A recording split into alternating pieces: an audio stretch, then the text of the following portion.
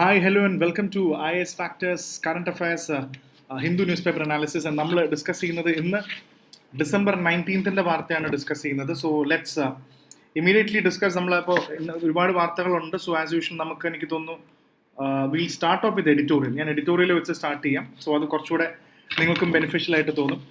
നമുക്ക് എന്തായാലും മേജർ ആയിട്ടുള്ള, കാരണം ഫസ്റ്റ് പഠിക്കുമ്പോൾ ഏറ്റവും ഡിഫിക്കൽട്ട് ആയിട്ടുള്ള കാര്യങ്ങൾ തലയിൽ എടുത്തു കഴിഞ്ഞാൽ പിന്നെ നമുക്ക് ചെറിയ വാർത്തകൾ പിന്നീട് നോക്കാം. സോ ഇതാണ് ഏറ്റവും ഇമ്പോർട്ടൻ്റ് ആയിട്ടുള്ള കുറേ വാർത്തകൾ ഇതിനകത്തുണ്ട്. So let's crack each and every topic. And നമുക്ക് ആദ്യം ഇതിനകത്ത് പോകുന്നതിന് മുമ്പേ let's start off with election commission has a lot to answer for, but EVMs are not the issue. ഇത് വളരെ ഇമ്പോർട്ടൻ്റ് ആയിട്ടുള്ളൊരു, ഇത് EVM കുറിച്ച് വരുന്നൊരു ആർട്ടിക്കിൾ ആണെങ്കിൽ പോലും let's move on to the important content. So meanwhile നമ്മുടെ പ്രധാനപ്പെട്ട ക്ലാസ്സുകളെ കുറിച്ചിട്ടും കൂടെ I thought will introduce. So നിങ്ങൾ വായിച്ചു നോക്കിയാൽ മതി. So if you are willing to, നമുക്ക് ഓൾറെഡി കറണ്ട് അഫയേഴ്സിൻ്റെ ലൈവ് ക്ലാസ്സുകളുണ്ട്. നമുക്കിപ്പോൾ ഹിന്ദുവിൽ പഠിപ്പിക്കുന്ന അല്ലാണ്ട് തന്നെ വളരെ ഡെപ്തിൽ ഓരോ ടോപ്പിക്കും നമ്മൾ 25 എക്സാംസിന് വേണ്ടി എടുക്കുന്നുണ്ട്. So kindly go through that. അതേപോലെ തന്നെ നമുക്ക് CSAT-ൻ്റെ 25 ബാച്ചിൽ CSAT-ൻ്റെ ലൈവ് ഉണ്ട്. So go through CSAT classes. Self study ആണ് ചെയ്യുന്നതെങ്കിൽ we have a restart batch, എല്ലാം ഉള്ള ഒരു fact. So kindly go through that. And നമ്മുടെ 25-നും 26-നും നമുക്ക് ലൈവ് ക്ലാസ് നമ്മുടെ IS ഫാക്ടറിൻ്റെ ആപ്പിലുണ്ട്. So go through the details also.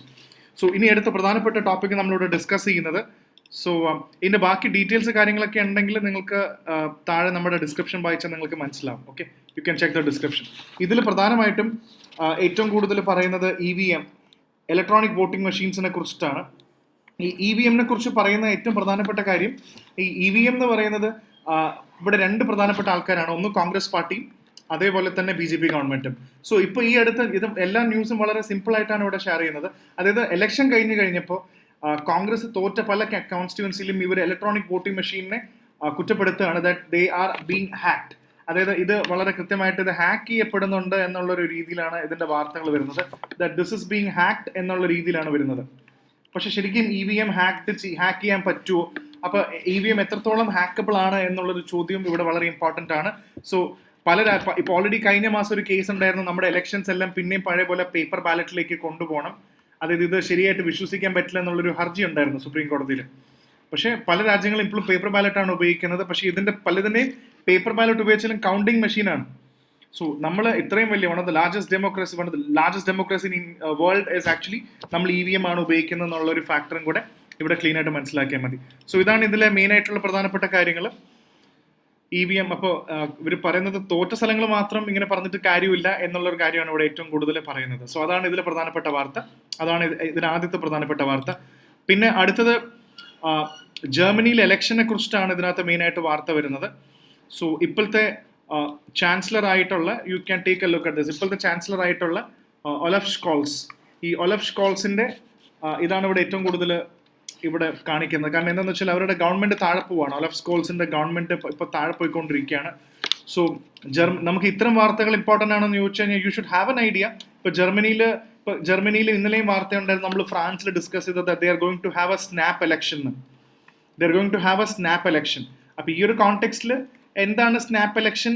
Term എത്തുന്നതിന് മുന്നേ തന്നെ, തീരുന്നതിന് മുന്നേ തന്നെ ഇലക്ഷൻ വെക്കുകയാണ്. അപ്പോൾ അവിടെ ഓൾറെഡി ജർമ്മനിയിൽ ഒരു ക്രൈസിസ് നടക്കുന്നുണ്ട്. സോ ചാൻസലറിൻ്റെ ഇപ്പോഴത്തെ സ്കോൾസിൻ്റെ അവിടുത്തെ മിനിസ്ട്രി തുടങ്ങിയപ്പോൾ തൊട്ടേ അവിടുത്തെ കുറേ പ്രശ്നങ്ങളുണ്ട്. സോ എന്തായാലും ഫൈനലി അവിടെ ഒരു ചെറിയ ഇഷ്യൂ വന്നിട്ടുണ്ട്. സോ അത് നമുക്ക് അത്ര വലിയ ന്യൂസ് അല്ല, പക്ഷെ എന്നാലും ഞാൻ എഡിറ്റോറിയൽ എന്തായാലും പറഞ്ഞപ്പോൾ അതിനെക്കുറിച്ചൊന്ന് പറഞ്ഞതേ ഉള്ളൂ. പിന്നെ അടുത്ത പ്രധാനപ്പെട്ടത് section 6A of citizenship act and why it fails. ഇത് നമുക്ക് ഇതിനകത്തുനിന്ന് പ്രധാനപ്പെട്ട 2-3 കാര്യങ്ങളൂടെ ഇതിനകത്ത് കാണാനുണ്ട്. സോ ഇതൊന്ന് ജസ്റ്റ് ഒന്ന് ഓടിച്ച് നോക്കുമ്പോൾ നമുക്ക് മനസ്സിലാക്കാൻ പറ്റുന്ന ഒരു ടോപ്പിക് എന്ന് പറയുന്നത് വാട്ട് ഇസ് 6A എന്ന് പറയുന്നത് സിറ്റിസൺഷിപ്പ് ആക്ടിൻ്റെ ഒരു പുതിയ സെക്ഷൻ. അത് വളരെ ഇമ്പോർട്ടൻ്റ് ആണ്. ഇവിടെ ഏറ്റവും കൂടുതൽ പ്രശ്നം ഇപ്പോൾ വരുന്നത് പ്രധാനമായിട്ടും അസാം എന്ന് പറയുന്ന സ്റ്റേറ്റിലാണ്. സോ ഇതിനെക്കുറിച്ച് തന്നെയാണ് ഇത് പറയുന്നത്. അപ്പോൾ അസാം ഏറ്റവും കൂടുതൽ ഫേസ് ചെയ്യുന്ന ഒരു ഇഷ്യൂ എന്ന് പറയുന്നത് മൈഗ്രേഷനാണ്. So that is a big problem. മൈഗ്രേഷൻ തന്നെയാണ് അസാം ഏറ്റവും കൂടുതൽ ഫേസ് ചെയ്യുന്ന ഇഷ്യൂ. അപ്പോൾ ബാംഗ്ലാദേശുകാർ ഏറ്റവും കൂടുതൽ ഇവിടേക്ക് അസാമിലേക്ക് വരുന്നുണ്ട് എന്ന് പറയുന്ന ഒരു സംഭവം അസാമീസ് ആൾക്കാരെ ഒരുപാട് ഡിസ്റ്റർബ് ചെയ്യുന്നുണ്ട്. കാരണം they do not like the migrant people coming in to that. അപ്പോൾ ഇതിനു വേണ്ടി പലതരം ആക്ടുകളുണ്ട്. അപ്പോൾ നമ്മുടെ സിറ്റിസൺഷിപ്പ് ആക്ടിൽ 6A എന്ന് പറയുന്ന സെക്ഷൻ വളരെ ഇമ്പോർട്ടൻ്റ് ആണ്. അതെന്ന് പറയുന്നത് ആരാണ് ബാംഗ്ലാദേശിലുള്ളവർക്ക് ഇത് കൊടുക്കാൻ പറ്റുമോ എന്നുള്ളതൊരു പ്രധാനപ്പെട്ട കാര്യമാണ്. ഇപ്പോൾ 1966 1966 മുന്നേ വന്നവർ ബാംഗ്ലാദേശിൽ നിന്ന് വന്നവരാണെങ്കിലും ഇന്ത്യയിൽ അസാമിൽ വന്ന് താമസിച്ചിട്ടുണ്ടെങ്കിൽ റെസിഡൻസ് ആണെങ്കിൽ അവർ ഓട്ടോമാറ്റിക്കലി ഇന്ത്യൻ സിറ്റിസൻസ് ആയി മാറും. പിന്നീട് ഒരു കട്ട് ഓഫ് ഡേറ്റ് കൊടുത്തിട്ടുണ്ട്, അതായത് കൃത്യമായിട്ട് ജനുവരി 1, നമ്മളത് ഓർക്കണം, ജനുവരി 1, 1966 തൊട്ട്, അതേപോലെ തന്നെ മാർച്ച് 25 ആണ് ഡേറ്റ്, 25/1971. അത് വളരെ ഇമ്പോർട്ടൻ്റ് ആണ്. ബാംഗ്ലാദേശിന്റെ ഇൻഡോ പാകിസ്ഥാൻ വാറൊക്കെ കഴിഞ്ഞതിന്റെ സമയത്താണ്.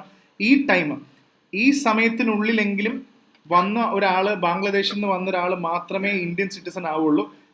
ഈ 66 ഇടയ്ക്ക് പക്ഷെ 1971 ആണെന്ന് വിചാരിച്ചു. 1966 ശേഷം ഈ 71 പീരീഡിലാണെങ്കിൽ അവർ 10 വർഷം കൂടെ കാത്തിരിക്കേണ്ടി വരും അവർക്ക് വോട്ടിംഗ് ഒക്കെ കിട്ടാൻ. അന്ന് ആ കാലഘട്ടത്തിൽ അങ്ങനെയായിരുന്നു. അപ്പൊ നമുക്ക് ഇത്രയും മനസ്സിലാക്കാം, 66 അപ്പർ ലിമിറ്റും 71 ലോവർ ലിമിറ്റ്, ഈ ലിമിറ്റും ഉള്ളപ്പോൾ 71 അപ്പർ ലിമിറ്റും 66 ബേസും വയ്ക്കുമ്പോൾ ഈ പീരീഡിനുള്ളിൽ ഇന്ത്യ വന്ന ആൾക്കാരെല്ലാം ബാംഗ്ലാദേശുകാരാണ്. അല്ലാത്തവരാരും, അതായത് മാർച്ച് 26, 1971 വന്നവരും ഇല്ലീഗൽ മൈഗ്രൻസ് ആണ്. പക്ഷെ നമുക്കറിയാം ഇവരാരാണോ അല്ലേ എന്നതിനെക്കാട്ടും കൂടുതൽ ഇന്ത്യയിൽ ആവശ്യത്തിൽ കൂടുതൽ ഇല്ലീഗൽ മൈഗ്രൻസ് ബാംഗ്ലാദേശീസ് ഉണ്ട്. ഇന്നത്തെ വാർത്തയിൽ ഡൽഹിനെ കുറിച്ചും പറയുന്നുണ്ട്. ഡൽഹിയിൽ ഒരുപാട് ഡ്രൈവ്സ് നടത്തുന്നുണ്ട്. ഡൽഹിയിലത്തെ സ്ലംസുകളെല്ലാം ഇപ്പോൾ ഏറ്റവും കൂടുതൽ സ്ലംസിൽ ബാംഗ്ലാദേശുകാരും വളരെ കൂടുതലാണ്. ബാംഗ്ലാദേശുകാരും കൂടുതലാണ്. അതിനോടൊപ്പം തന്നെ മിയാൻമാറിലെ അവിടെ നിന്ന് വന്ന റോഹിംഗ്യാസും ഏറ്റവും കൂടുതലുണ്ട്. അപ്പൊ ഈ ഒരു കണ്ടീഷനിൽ നമുക്ക് മനസ്സിലാക്കേണ്ടത് എന്തായാലും ഇത്രയും ഇഷ്യൂ ഉണ്ട്. അപ്പൊ ഇവിടെ അസാമിൽ പ്രധാനപ്പെട്ട ഈ 6A എന്ന് പറയുന്ന സിറ്റിസൺഷിപ്പ് ആക്ടിൽ ഇങ്ങനെ ബാംഗ്ലാദേശുകാരെ കണ്ടുപിടിക്കാൻ ഈ 6A എന്ന് പറയുന്ന സെക്ഷൻ വരുമ്പോൾ ഇതിനൊരു കട്ട് ഓഫ് ഡേറ്റ് ഇല്ല, അല്ലെങ്കിൽ സമയം കറക്റ്റായിട്ട് ഇത് ശരിക്കും ഇംപ്ലിമെന്റ് ചെയ്യണമെങ്കിൽ പാടാണെന്നാണ് ഈ ആർട്ടിക്കിൾ പറയുന്നത്. അത് എഴുതുന്ന ആളുടെ ഒപ്പീനിയനും കൂടാണ്. എന്തായാലും ഒരു കാര്യം ഇതിനകത്ത് പറയുന്നുണ്ട്, അസാമിലെ ആൾക്കാർക്ക് ഇതിൽ ഏറ്റവും ഇമ്പോർട്ടൻ്റ് ഉണ്ട്, അസാമിന് ഒരു കൾച്ചർ ഉണ്ട്. അതാണ് ഇവിടെ പ്രധാനമായിട്ട് നമ്മൾ കാണേണ്ടത്. ഈ ആർട്ടിക്കിൾ പറയുന്നത് അസാമിന് ഒരു കൾച്ചർ ഉണ്ട്, അവരുടേതായിട്ടുള്ള ഒരു ഡൈവേഴ്സിറ്റി ഉണ്ട്. അസാമീസ് പീപ്പിളിന്റെ ഒരു ലോക്കൽ കൾച്ചറും അവരുടെ തന്നതായിട്ടുള്ള അവരുടെ കൾച്ചർ, അവരുടേതായ ഡൈവേഴ്സിറ്റി, അവരുടെ ഭാഷ, ലിംഗ്വിസ്റ്റിക് ഐഡിയ, ഇതൊക്കെ അവർക്കുണ്ട്. അപ്പൊ ഈ ആർട്ടിക്കിൾ പറയുന്നത് ഇതെല്ലാം സംരക്ഷിക്കണം, അതായത് ഏറ്റവും important cultural and linguistic rights എല്ലാം സംരക്ഷിക്കണം എന്ന് പറയുന്ന ഇന്ത്യൻ കോൺസ്റ്റിറ്റ്യൂഷന്റെ article 29 of the Indian constitution, അത് വളരെ ഇമ്പോർട്ടൻ്റ് ആയിട്ട് നമുക്ക് ഓർമ്മയുണ്ടാവണം. സോ ആർട്ടിക്കിൾ 29 പറയുമ്പോൾ ഇവരോട് പറയുന്നത് എന്താണെന്ന് വെച്ചാൽ, ഈ ആർട്ടിക്കിളിന്റെ മെയിൻ പോയിന്റ് ഇതാണ്, ബാംഗ്ലാദേശിൽ നിന്ന് അസാമിലേക്ക് ആൾക്കാർ ഇങ്ങനെ വന്നുകൊണ്ടിരിക്കുമ്പോൾ ഇവർക്ക് അസാംകാർക്ക് അവരുടെ ലോക്കൽ കൾച്ചറും ഡൈവേഴ്സിറ്റിയും ലിംഗ്വിസ്റ്റിക്സ് കാര്യങ്ങളൊന്നും അവർക്ക് സംരക്ഷിക്കാൻ കഴിയുന്നില്ല എന്ന് പറയുന്ന ഒരു വലിയൊരു ആർഗ്യുമെന്റ് ആണ് അവരോട് പറയുന്നത്. So I hope this point is clear. അപ്പോൾ അതുകൊണ്ട് അവർക്ക് ആർട്ടിക്കിൾ 29 ഇംപ്ലിമെന്റേഷൻ അസാംകാർക്ക് പറ്റുന്നില്ല, ഈ ബാംഗ്ലാദേശുകാർ ഇവിടെ വരുന്നുണ്ട് എന്ന് പറയുന്ന ഒരു പ്രധാനപ്പെട്ട വാദമാണ് നമ്മളോട് മനസ്സിലാക്കേണ്ടത്. ഇത്രയും കഥ നിങ്ങൾക്ക് മനസ്സിലായാൽ ഇതിൽ കൂടുതലുള്ള കാര്യങ്ങളൊന്നും ഇതിനകത്തില്ല. ഇതാണ് ഇതിനകത്ത് മേജർ ആയിട്ടുള്ള പറഞ്ഞ കാര്യങ്ങളെല്ലാം. സോ പ്രധാനമായിട്ടും 6A ഓഫ് സിറ്റിസൺഷിപ്പ് ആക്ട് പറയുന്നുണ്ട്, അത് വാലിഡ് ആണെന്നും പറയുന്നുണ്ട് ഈസ്റ്റ് പാകിസ്ഥാൻ സൈറ്റിൽ അസാമിൽ വന്നവർക്ക്. അപ്പോൾ ഇതാണ് മറ്റു പ്രധാനപ്പെട്ട ഒരു വാർത്ത. പിന്നെ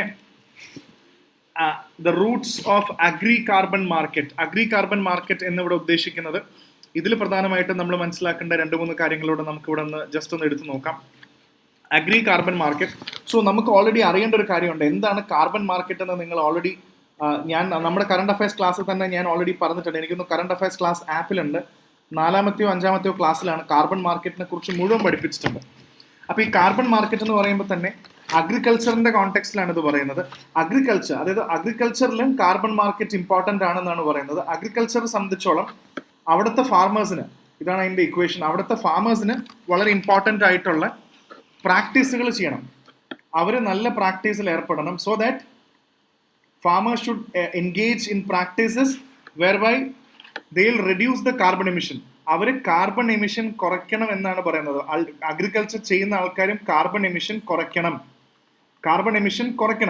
സോ ദാറ്റ് ഇത് സോയിലൊക്കെ ട്രാപ്പ് ചെയ്യാൻ പറ്റും. അവർക്ക് ഒരുപാട് കാര്യങ്ങൾ ഇത് സ്റ്റോർ ചെയ്യാനൊക്കെ പറ്റും. അവരുടെ നന്നായിട്ട് ചെയ്തു കഴിഞ്ഞാൽ അവരുടെ സോയിലിൽ തന്നെ സ്റ്റോർ ചെയ്യാനുള്ള സംഭവങ്ങളൊക്കെ ഉണ്ട്. സോ മൊത്തത്തിൽ കാർബൺ എമിഷൻ കുറയ്ക്കാൻ പറ്റും അവർക്ക്. It can be reduced. Agriculture farmers അങ്ങനെ ചെയ്യണം എന്നാണ് പറയുന്നത്. കാരണം അഗ്രികൾച്ചർ എന്ന് നമുക്കറിയുന്നൊരു കാര്യമാണ്, agriculture is also good contributor of green house emissions.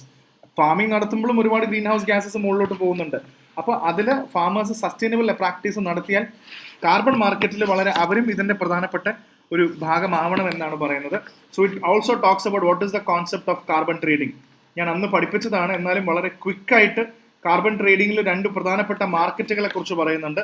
ഒന്ന് compliance market. Please remember the one is called compliance market, already പഠിപ്പിച്ചതാണ്. രണ്ടാമത്തത് വോളണ്ടറി മാർക്കറ്റ് എന്ന് പറയുന്ന ഒരു പ്രധാനപ്പെട്ട കാര്യം കൂടെ വോളണ്ടറി മാർക്കറ്റ്. അപ്പോൾ കോംപ്ലയൻസ് മാർക്കറ്റ് ഗവൺമെന്റിന്റെ ഒരു ലെവൽ, ഗവൺമെന്റ് ഓരോ സ്റ്റാൻഡേർഡ്സ് വെച്ചിട്ടുണ്ട്, ഓരോ സ്റ്റാൻഡേർഡ്സും അല്ലെങ്കിൽ ഓരോ ലിമിറ്റും വെച്ചിട്ടുണ്ട്. ഇത് വോളണ്ടറി ആയിട്ട് കമ്പനീസിനും അതേപോലെ തന്നെ ഇൻഡിവിജ്വൽസിനും ഒക്കെ അങ്ങോട്ടും ഇങ്ങോട്ടും കാർബൺ ട്രേഡ് ചെയ്യാൻ വേണ്ടിയാണ് ഇത് വെച്ചിരിക്കുന്നത്. ഇനി ഒറ്റ ഉദാഹരണം പറഞ്ഞാൽ മതി, ഞാൻ വളരെ സിമ്പിൾ ആയിട്ട് പറഞ്ഞുതരാം. ഇത് 0 to 100 ആണെന്ന് വിചാരിക്കാം, വളരെ പെട്ടെന്ന് തന്നെ 0 to 100 ആണെന്ന് വിചാരിക്കാം. ഇത് കഴിഞ്ഞിട്ട് ഇവിടെ ഇത് 200 ആണെന്ന് വിചാരിക്കാം. ഇതെല്ലാം എമിഷനാണ്, കാർബൺ എമിഷന്റെ കാറ്റഗറിയാണ്. 150 ആണെന്ന് വിചാരിക്കാം. ഓക്കെ, ഇനി ഈ കോണ്ടെക്സ്റ്റിൽ നമുക്ക് മനസ്സിലാക്കേണ്ടത് ഈ 100 എന്ന് പറയുന്നത് അവിടെയാണ് ഏറ്റവും 100 എന്ന് പറയുന്ന കാറ്റഗറിയിലാണ് ഗവൺമെന്റ് ലിമിറ്റ് സെറ്റ് ചെയ്തിരിക്കുന്നത്. ഇനി ഇവിടെ നമ്മൾ മനസ്സിലാക്കേണ്ടത് രണ്ട് ഇൻഡസ്ട്രി ഉണ്ട്. ഒന്ന് ഇൻഡസ്ട്രി എ, അതേപോലെ ഒന്ന് ഇൻഡസ്ട്രി ബി. രണ്ട് ഇൻഡസ്ട്രി ഉണ്ട്.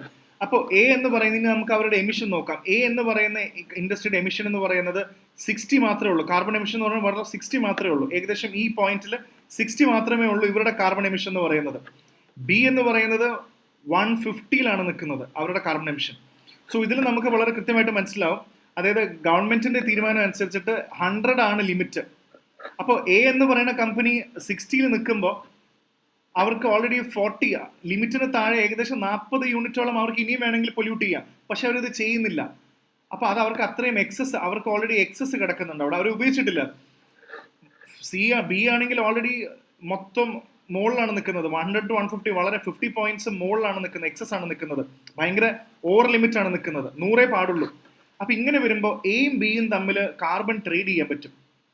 കാർബൺ ട്രേഡ് ചെയ്യുമ്പോൾ എന്താന്ന് വെച്ചാൽ ബിക്കാണ് ആവശ്യം, കാരണം ബി ആണ് 100ലാണ് നിർത്തേണ്ടത്, പക്ഷേ ബി 150 എത്തി.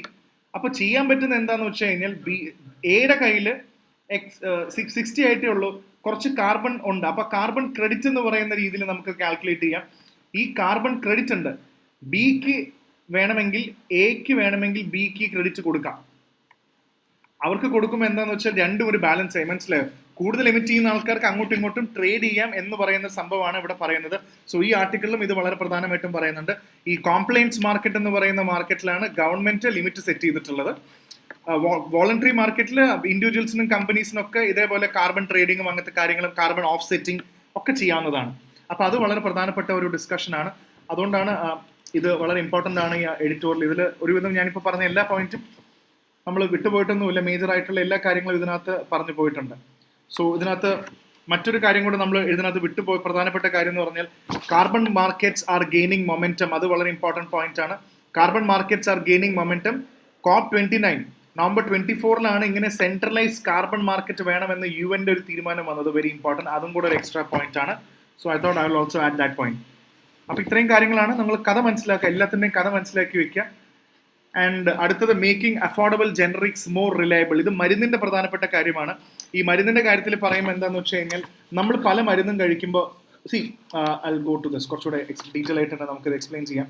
നമ്മൾ ഒരാൾ ഒരു മെഡിസിൻ കഴിക്കുന്ന സമയത്ത് ജസ്റ്റ് ഇമാജിൻ, നമ്മളൊരു മെഡിസിൻ കഴിക്കുകയാണ്, അല്ലെങ്കിൽ ഒരു മെഡിസിൻ ആവശ്യമുണ്ട്, ഒരു ഹെൽത്ത് ഇഷ്യൂ ഉണ്ട്.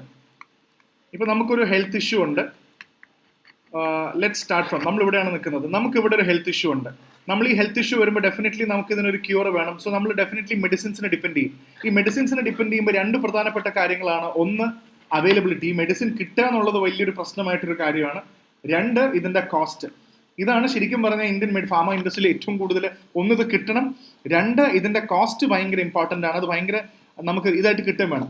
അപ്പോൾ ഈ രണ്ട് കാറ്റഗറിയിൽ നമുക്ക് കാണാൻ പറ്റും. അതായത് ഇപ്പോൾ ഉദാഹരണത്തിന് ഇതൊരു ഗ്രൂപ്പ് ഓഫ് കോമ്പിനേഷൻ ആണെന്ന് വിചാരിച്ചു. ഒരു മരുന്ന് ഉണ്ടാക്കണം. ഇതിന് വേണ്ടി ഇപ്പോൾ നമുക്ക് എക്സ് എന്ന് പറയുന്ന ഒരു അസുഖമുണ്ട്. ഇപ്പോൾ കൊളസ്ട്രോൾ ലോവർ ചെയ്യണം. ഇപ്പോൾ ഉദാഹരണം ജസ്റ്റ് ഒരു എക്സാമ്പിൾ എടുക്കാം. ഇപ്പോൾ കൊളസ്ട്രോൾ ലോവർ ചെയ്യണം. ഇങ്ങനെ കുറേ കോമ്പിനേഷൻ ഓഫ് സംഭവങ്ങൾ ചേരുമ്പോഴാണല്ലോ മരുന്ന് ഉണ്ടാക്കുന്നത്. അപ്പോൾ ഇതിൽ നമുക്ക് രണ്ട് കാര്യങ്ങളായിട്ട് പഠിക്കാം. ഒന്ന്, ജനറിക് മരുന്നുകൾ. ഒന്ന് ഏതെങ്കിലും ബ്രാൻഡ്. ഒന്ന് ഏതെങ്കിലും പ്രധാനപ്പെട്ട ബ്രാൻഡ്. അപ്പോൾ നമ്മളിപ്പോൾ ഉദാഹരണത്തിന് കൊളസ്ട്രോള് നമുക്ക് എന്താ ചെയ്യുന്നത് വെച്ചാൽ കൊളസ്ട്രോൾ ലോവർ ചെയ്യണമെന്ന് വിചാരിച്ചു. നമുക്ക് ലോവർ കൊളസ്ട്രോൾ വേണം. അപ്പോൾ നമുക്കൊരു മരുന്നെന്ന് പറയുന്നത് ഒരു ബ്രാൻഡ് നമുക്ക് വേണമെങ്കിൽ എടുക്കാം. ലിപ്പിറ്റർ എന്ന് പറയുന്ന ഫൈസറിന്റെ മരുന്നാണ്. ലിപ്പിറ്റർ എന്ന് പറയുന്ന ഒരു മരുന്നുണ്ടെന്ന് വിചാരിച്ചു. ഒരു മരുന്നുണ്ട്, അത് ഭയങ്കര ഒരു ബ്രാൻഡ് ഉള്ള ഒരു മരുന്നാണ്. അതേപോലെ തന്നെ ആസ്റ്റർ വാസ്റ്റാറ്റിൻ എന്ന് പറയുന്ന അതിൻ്റെ ഒരു ജനറിക് വിഭാഗമുണ്ട്. അതായത് ആസ്റ്റർ വാസ്റ്റാറ്റിൻ എന്ന് പറയുന്നത് ആസ്റ്റർ വാസ്റ്റാറ്റിൻ. അപ്പോൾ ശരിക്കും ഈ മരുന്ന് ഈ കോമ്പിനേഷൻ ഉണ്ട്. ഇതിൽ ഞാൻ പറഞ്ഞ കുറേ കോമ്പിനേഷൻ ഉണ്ട്. ഇതിൽ പല ബെസ്റ്റ് കോമ്പിനേഷൻസും കൂടെ ആഡ് ചെയ്തിട്ടാണ് വലിയ ബ്രാൻഡുകൾ ഫൈസർ പോലത്തെ വലിയ ബ്രാൻഡുകൾ ലിപ്പിറ്റർ പോലത്തെ മരുന്ന് ഇറക്കുന്നത്. ഭയങ്കര കോസ്റ്റ്ലി ആയിരിക്കും. പക്ഷേ ഏകദേശം ഇതേ മരുന്നിൻ്റെ സിമിലർ വേർഷൻ, ഇതിൻ്റെ ഇത്രയും കോമ്പിനേഷൻ ഉണ്ടാവില്ല. ചിലപ്പോൾ ഇതേ സംഭവം ജനറിക് മരുന്നുകൾ ആസ്റ്റർ വാസ്റ്റാറ്റിൻ തന്നെയാണ് ഈ സംഭവം. ഇതിൻ്റെ ലോക്കൽ അല്ലെങ്കിൽ ജനറിക് മരുന്നുകൾ ഉണ്ടാവും. അപ്പോൾ ഇവിടെ എന്താ സംഭവം എന്ന് വെച്ചാൽ സാധാരണക്കാരന് ഈ വലിയ ബ്രാൻഡ് മരുന്നുകളെ വെച്ച് നോക്കുമ്പോൾ, അതിൻ്റെ വില വെച്ച് നോക്കുമ്പോൾ ഈ ആസ്റ്റർ വാസ്റ്റാറ്റിൻ വളരെ ചെറിയ സംഭവമായിരിക്കും. പക്ഷേ എഫക്റ്റീവ്നെസ് ഇത് ഏതാണെന്നുള്ളത് രണ്ടാമത്തെ കാര്യമാണ്. അപ്പോൾ ഈ ജനറിക് മരുന്നുകളെ കുറിച്ചിട്ടാണ് ഈ എഡിറ്റോറിയൽ ഏറ്റവും കൂടുതൽ പറയുന്നത്. ഈ ജനറിക് മരുന്നുകൾ ആൾക്കാർക്ക് കുറച്ചും കൂടെ സാധാരണക്കാർക്കെല്ലാം ബെനിഫിഷ്യൽ ആയിരിക്കും. പക്ഷെ പ്രധാന പ്രശ്നം എന്ന് പറഞ്ഞാൽ ഈ കഥ ഇപ്പോൾ മനസ്സിലായല്ലോ. ഈ ജനറിക് മരുന്നുകളുടെ പ്രശ്നം, ഈ ജനറിക് മരുന്നുകൾ പ്രോപ്പർ ആയിട്ടുള്ള റെഗുലേഷൻ ഉണ്ടോ എന്നുള്ളൊരു ചോദ്യം വളരെ കറക്റ്റാണ്. ഇതിനൊരു പ്രോപ്പർ റെഗുലേഷൻ ഇല്ല എന്നാണ് ഇവിടെ ഈ ആർട്ടിക്കിൾ പറയുന്നത്. അല്ലെങ്കിൽ ഇതിൻ്റെ റെഗുലേഷൻ എന്ന് പറയുന്നത് ഓരോ സ്റ്റേറ്റിനും അതാത് നിയമങ്ങൾ കൊണ്ടുവരാം. അങ്ങനെ വരുമ്പോൾ കർണാടകയിൽ ഒരു നിയമം, തമിഴ്നാട്ടിന് വേറൊരു നിയമം. അപ്പോൾ ഈ ജനറിക് മരുന്നിന് ഓരോ സ്റ്റേറ്റിന് ഓരോ നിയമം ഉണ്ടാക്കുമ്പോൾ ശരിക്കും ഇവർ പറയുന്നുണ്ട് ഇന്ത്യ ഒട്ടാകെ ഇനി when you calculate India there should be only one common rule for that. അതാണ് ഇതിൽ ഏറ്റവും കൂടുതൽ ഇമ്പോർട്ടൻ്റ് ആയിട്ടുള്ള ഒരു ഓർഗനൈസേഷൻ CDCSO എന്ന് പറയുന്നത്. സോ അറിയായിരിക്കും, സെൻട്രൽ ഡ്രഗ് സ്റ്റാൻഡേർഡ് കൺട്രോൾ ആണ് CDC organisation. Central drug standard control organisation CDCSO, central drug standard control, CDCSO, central drug standard control organisation. അപ്പോൾ ഇതാണ് ഇതിലും പറയുന്നുണ്ട്. അപ്പോൾ ഈ ജനറിക് മരുന്നുകൾ കുറച്ചും കൂടെ റെഗുലേറ്റ് ചെയ്യണം, കുറച്ചുകൂടെ അവൈലബിൾ ആക്കണം എന്നുള്ള കാര്യങ്ങളാണ് ഇതിൽ ഏറ്റവും കൂടുതൽ സംസാരിക്കുന്നത്. അപ്പോൾ ഇത് തന്നെയാണ് ഇതിൻ്റെ ഏറ്റവും പ്രധാനപ്പെട്ട. ഇതിൽ കൂടുതൽ കാര്യങ്ങളൊന്നുമില്ല, ഞാൻ നിങ്ങൾ കുറച്ചുകൂടെ സിമ്പിളായിട്ട് പറഞ്ഞു തന്നേ ഉള്ളൂ. ഇതിൽ പിന്നെ ഒരുപാട് മരുന്നുകളുടെ ഒക്കെ പേര് ചെയ്തിട്ടുണ്ട്. വായിച്ചു കഴിഞ്ഞാൽ നിങ്ങൾക്ക് ചിലപ്പോൾ വളരെ കിട്ടിയെന്ന് വരത്തില്ല. പിന്നെ ഏറ്റവും ഇമ്പോർട്ടൻ്റ് ആയിട്ട് മറ്റൊരു ഓർഗനൈസേഷൻ പരീക്ഷയ്ക്ക് ചോദിക്കുന്നതാണ്, CDSO പോലെ തന്നെ ചോദിക്കാൻ സാധ്യതയുള്ളതാണ് ഫാർമക്കോപ്പിയ, ഇന്ത്യാസ് ഫാർമക്കോപ്പിയ, അങ്ങനെയാണ് പറയുന്നതെന്നാണ് ഞാൻ മനസ്സിലാക്കുന്നത്. സോ ഇന്ത്യാസ് ഫാർമക്കോപ്പിയ, ഇതെന്താണ്, വാട്ട് ഈസ് ഇന്ത്യാസ് ഫാർമക്കോപ്പി, ഇതൊരു പ്രധാനപ്പെട്ട സംഭവം കൂടാണ്. സോ ഇത്രയും കാര്യങ്ങളാണ് ഏറ്റവും കൂടുതൽ നമുക്ക് ഇതിനകത്ത് നിന്ന് മനസ്സിലാക്കേണ്ടത്.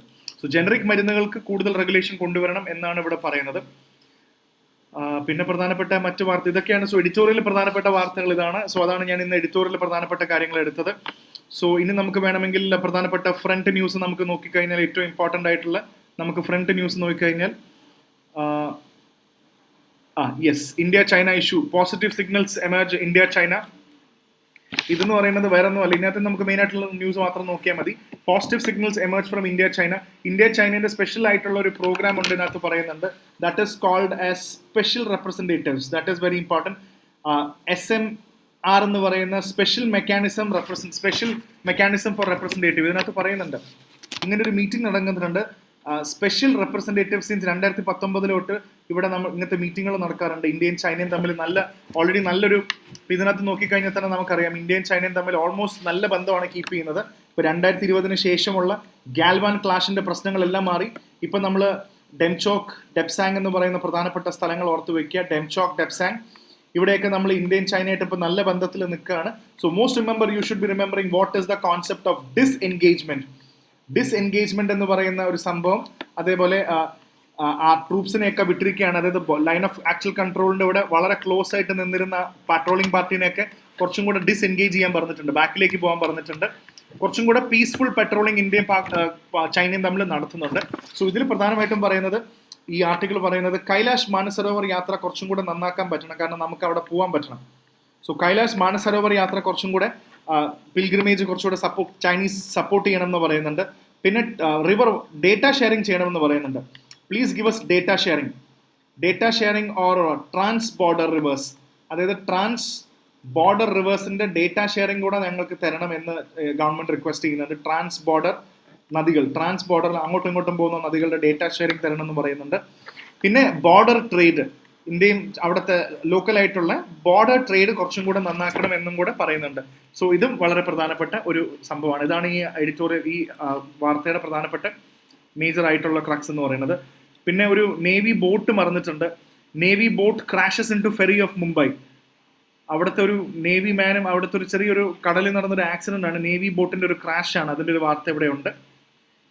പിന്നെ സുപ്രീം കോർട്ടിന്റെ ഒരു പ്രധാനപ്പെട്ട ഒരു വാർത്തയാണ് ഇവിടെ പറയുന്നത്, our doors are always open to hear the demands of protesting farmers. So protesting ഫാമേഴ്സിനോട് പറയാണ്, നിങ്ങൾ ഏത് സമയം വേണമെങ്കിലും ഞങ്ങളുടെ അടുത്ത് വന്നാൽ ഞങ്ങൾ സഹായിക്കാം. സോ ഇതിൽ പറയുന്ന കാര്യം ഇത്രേ ഉള്ളൂ, സുപ്രീം കോടതി പറയുന്ന കാര്യം ഇത്രേ ഉള്ളൂ. സോ ഇവിടെ യു ഹാവ് എ ഡിമാൻഡ്, ഇവിടെ ഫാർമേഴ്സ് ഉണ്ടെങ്കിൽ, ഫാർമേഴ്സും ഇവിടെ ഗവൺമെന്റ് ഉണ്ടെങ്കിൽ, ഇവിടെ സംഭവിച്ചത് എന്താണെന്ന് വെച്ച് കഴിഞ്ഞാൽ, ഇവിടെ ഫാർമേഴ്സ് ഇപ്പോൾ അംബാല ഹൈവേയിലാണെങ്കിലും ഹരിയാന, പഞ്ചാബ്, ഇവിടെ ചണ്ഡീഗഡ് ആ റീജിയനിലൊക്കെ ഫാർമേഴ്സ് എല്ലാം ഗവൺമെന്റിനെതിരെ പ്രതിഷേധിക്കുകയാണ്. They're even going to Delhi Chalo എന്ന് പറയുന്നുണ്ട്. സോ ഇതിന് ഇവിടെ ഒരുപാട് ഫാർമേഴ്സ് ഇവിടെ മരിക്കാറായി, ഫാസ്റ്റ് ചെയ്യുന്നുണ്ട്, ഫാസ്റ്റ് ഹങ്കർ ഫാസ്റ്റ് ഒക്കെ നടത്തുന്നുണ്ട്, hunger death fast until death ഒക്കെ നടത്തുന്നുണ്ട്. സോ സുപ്രീം കോടതി ഇവിടെ ചെയ്തതെന്ന് വെച്ച് കഴിഞ്ഞാൽ, ഈ ഫാർമേഴ്സിന്റെ പറയാണ് നിങ്ങൾക്ക് എപ്പോൾ വേണോ സുപ്രീം കോടതിനെ അപ്രോച്ച് ചെയ്യാം. അപ്പൊ ഇനി ഫാർമേഴ്സിന്റെ പ്രധാനപ്പെട്ട ഡിമാൻഡുകൾ, കുറേ ഡിമാൻഡുകളുണ്ട്. ഒന്ന് MSP വേണം എന്നാണ് പറയുന്നത്. കറക്റ്റ് ആയിട്ട് ഗവൺമെന്റ് എല്ലാ ക്രോപ്സിനും MSP കൊടുക്കണം, ലീഗൽ ഗ്യാരണ്ടി കൊണ്ടുവരണം MSP. ഇപ്പൊ നമുക്ക് മിനിമം സപ്പോർട്ട് പ്രൈസ്, ഒരു പ്രോഡക്റ്റ് ഒരു ഇത് വാങ്ങുമ്പോൾ ഗവൺമെന്റ് കർഷകരുടെ നിന്ന് വാങ്ങിക്കുന്ന പ്രൈസിനാണ് MSP. ഇപ്പൊ നല്ല MSP വേണം. ലോൺ വേവർ വേണം എന്ന് പറയുന്നുണ്ട്. കർഷകർ ഒരുപാട് ആത്മഹത്യ ചെയ്യുന്നുണ്ട് ലോൺ അടയ്ക്കാൻ പറ്റാത്തതുകൊണ്ട്. ആ ലോണൊക്കെ എഴുതി തള്ളണം. കോടീശ്വരന്മാരുടെയും ബില്യനിയേഴ്സിന്റെയും ഇൻഡസ്ട്രിയലിസ്റ്റിന്റെയും ലോൺ എഴുതി തള്ളുന്ന പോലെ ഫാമേഴ്സിന്റെ ലോൺ എഴുതി തള്ളണം. അങ്ങനെ കുറെ അഗ്രികൾച്ചർ ഡിമാൻഡുകൾ ഗവൺമെന്റിനോട് മുന്നോട്ട് വെക്കുന്നുണ്ട്. ഇപ്പൊ പഞ്ചാബിലെ ഫാമേഴ്സിന് പ്രോപ്പറായിട്ട് പാഡി അല്ലെങ്കിൽ അവരുടെ പർച്ചേസ് നടത്തുന്നില്ല. ഗവൺമെന്റ് വേണ്ട സമയത്ത് പർച്ചേസ് ചെയ്യുന്നുണ്ടായിരുന്നില്ല. ഒരുപാട് നഷ്ടം വന്നു കർഷകർക്ക്. അതായത് അവരെ ഓൾറെഡി ഇവിടെ കൊണ്ടുവച്ചിട്ടുണ്ട്, ഇങ്ങനെ ഫാർമിൽ മണ്ടി അല്ലെങ്കിൽ അവരുടെ അഗ്രികൾച്ചർ മാർക്കറ്റിൽ കൊണ്ട് സംഭവം വെച്ചിട്ടുണ്ട്. ഇവിടെ വന്ന് ഗവൺമെന്റ് ഇത് പ്രൊക്യൂർ ചെയ്യണം. അപ്പോൾ ഗവൺമെന്റ് ഇവിടെ വന്ന് പ്രൊക്യൂർ ചെയ്തില്ലെങ്കിൽ ഇത് ഇവിടെ കറക്റ്റ് ഇവിടെ കിടക്കും. വേണ്ടത്ര സ്റ്റോറേജ് ഫെസിലിറ്റി ഒന്നും ഇല്ലാതെ ഈ കൊണ്ടുവന്നതാണ് അവർക്ക് ആകെ ഉള്ളത്, അത് മൊത്തം നശിച്ചു പോകും. അപ്പം പിന്നെ അവർക്ക് പൈസ ഇല്ല, ഗവൺമെന്റും എടുക്കുന്നില്ല. അപ്പം ഇങ്ങനത്തെ കുറേ കാര്യങ്ങൾ, ഫാർമർ ഇഷ്യൂ സുപ്രീം കോടതിയും കൂടെ പറയുകയാണ്, government should be ready to solve it. അപ്പം അതാണ് ഇതിനകത്ത് നടക്കുന്ന ഒരു പ്രധാനപ്പെട്ട. പിന്നെ നമ്മുടെ പ്രധാനപ്പെട്ട സിനിമയെക്കുറിച്ച് പറയുന്നുണ്ട്. Laapataa ladies, India's official entry into the best international category is not part of the short list of ഇത് പാർട്ടായി, ഓസ്കറിൽ റേസിൽ നിന്ന് പുറത്തായി പോയി എന്നാണ് പറയുന്നത്. പിന്നെ അരവിന്ദ് കെജ്രിവാളിന്റെ പുതിയ ഇലക്ഷൻ ഇതാണ്, ജയിച്ചു കഴിഞ്ഞാൽ സീനിയർ സിറ്റിസൺസിനെല്ലാം ഫ്രീ ട്രീറ്റ്മെന്റ് കൊടുക്കും എന്നാണ് പറയുന്നത്. അപ്പോൾ എല്ലാവരുടെ അക്കൗണ്ടിൽ 1500 രൂപ 1000 രൂപ കണ്ട് കൊടുക്കുന്നുണ്ട്. അപ്പോൾ അതേപോലെ എല്ലാവർക്കും ഫ്രീ ട്രീറ്റ്മെന്റ് ഡൽഹി കൊടുക്കും എന്നുള്ള ഒരു വാർത്തയാണ് ഇവിടെ വരുന്നത്. ഇനി മറ്റ് സ്റ്റേറ്റ് വാർത്തകൾ നോക്കുകയാണെങ്കിൽ പ്രധാനപ്പെട്ട നമുക്ക് UPSCക്ക് ആവശ്യമുള്ള വാർത്തകൾ, പരസ്യങ്ങൾ മാറ്റിക്കഴിഞ്ഞാൽ നമുക്ക് ആവശ്യമുള്ള വാർത്തകൾ മാത്രം എടുക്കാം. Again, that is another important news regarding UCC or Uniform Civil Code. Section 44 of the Indian Constitution. നമ്മൾ ഓൾറെഡി നമുക്കറിയാം യൂണിഫോം സിവിൽ കോഡ് വേണമെന്നറിയാം. ഇപ്പോൾ ഹിന്ദു ആണെങ്കിലും മുസ്ലിം ആണെങ്കിലും ക്രിസ്ത്യൻ ആണെങ്കിലും കല്യാണം, ഡിവേഴ്സ്, പ്രോപ്പർട്ടി, ഇൻഹെറിറ്റൻസ്, ഇതൊക്കെ പറയുന്നത് ഓരോ റൂളല്ലേ. ഹിന്ദു മാരേജ് ആക്ട്, ഇസ്ലാം, ഓരോരുത്തർക്ക് ഓരോ ആക്ടുകളാണ്, സ്പെഷ്യൽ മാരേജ് ആക്ട്. അപ്പോൾ ഇതൊക്കെ വരുമ്പോൾ ഓരോരുത്തർക്ക് ഓരോ നിയമമാണ്. പണ്ടും ഇന്ത്യയിലുള്ള പ്രശ്നം ഇതായിരുന്നു. അതായത് ബ്രിട്ടീഷുകാർ വലിയൊരു ഫാക്ടറാണ് സത്യം പറഞ്ഞാൽ ഇതിനു വേണ്ടി എടുത്തിട്ടുണ്ട്. ബ്രിട്ടീഷുകാർ വലിയൊരു സംഭവം എടുത്തിട്ടുണ്ട്. കാരണം പണ്ടൊക്കെ ഒരു നിയമം കൊണ്ടുവന്നാൽ അത് മുസ്ലിമിന് വേറെ പോലെ, ഹിന്ദുവിന് വേറെ പോലെ ആയിരുന്നു. കാരണം അവരെ ഒന്ന് ശരിയ ലോവും ഒന്ന് നമ്മുടെ ഹിന്ദു ലോസ് ഒക്കെ വെച്ചിട്ടാണ് ചെയ്തിരുന്നത്. ബ്രിട്ടീഷുകാർ വളരെ കഷ്ടപ്പെട്ടിട്ടാണ് IPC ഒക്കെ കൊണ്ടുവന്നത്. അതായത് കശ്മീരിൽ കൊന്നാലും കേരളത്തിൽ കൊന്നാലും ഹൈദരാബാദിൽ ഒരാളെ കൊന്നാലും ഒരേ ശിക്ഷ എന്ന് പറഞ്ഞു. പക്ഷെ എന്നാലും അതിനകത്ത് എക്സെപ്ഷൻസ് ഉണ്ടായിരുന്നു. ഇതേപോലെ കുറേ റിലീജിയസ് ലോയും കൂടെ അപ്പോഴും ബാലൻസിന് വേണ്ടി കൊണ്ടുവന്നിരുന്നു. സോ യൂണിഫോം സിവിൽ കോഡ് വന്ന എല്ലാവർക്കും യൂണിഫോം സിവിൽ കോഡ് വന്നു കഴിഞ്ഞാൽ എല്ലാവർക്കും ഒരേ നിയമം. കല്യാണം, ഡിവേഴ്സ്, അതേപോലെ ഇൻഹെറിറ്റൻസിനൊക്കെ പ്രധാനപ്പെട്ട എല്ലാം ഒരേ നിയമം വരും. ഉത്തരാഖണ്ഡാണ് ആദ്യത്തെ സ്റ്റേറ്റ് ഇത് കൊണ്ടുവരുന്നത്. സോ അതുകൊണ്ട് തന്നെ അത്രയും പ്രഷർ ഉത്തരാഖണ്ഡിന് ഉണ്ടാവും ഡെഫിനറ്റ്ലി. ജനുവരി കൊണ്ടുവരുമ്പോഴും it's going to have a lot of problems. UCC അപ്പോൾ എന്താണ് യൂണിഫോം സിവിൽ കോഡ് എന്നുള്ളതും കൂടെ ഒന്ന് അറിഞ്ഞിരിക്കണം. ഓക്കെ. പിന്നെ 2 സോൾജേഴ്സ് മരിച്ചു. അത് വളരെ കഷ്ടമുള്ളൊരു കാര്യമാണ്. അവർ ട്രെയിനിങ്ങിൻ്റെ ഇടയിൽ തോക്കും അവരുടെ ഫയറിംഗ് റേഞ്ചിൽ ആമ്യൂണിഷൻസും വെപ്പൻ ലോഡ് ചെയ്യാൻ ശ്രമിച്ചപ്പോൾ അറിയാതെ പൊട്ടിപ്പോയി.